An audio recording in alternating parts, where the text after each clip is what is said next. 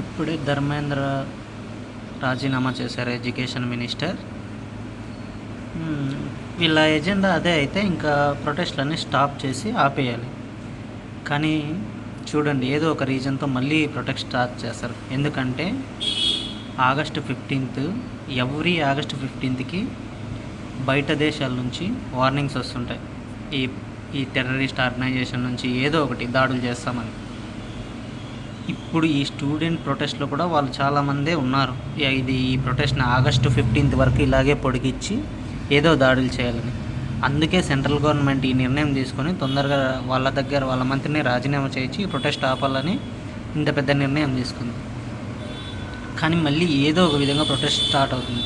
ఇదేమో నీటి విద్యార్థులకి మంచి విషయమే, కానీ ఆ ప్రొటెస్ట్ పేరుతో వెనకలు ఉన్న వాళ్ళకి చూద్దాం ఏమవుతుందో.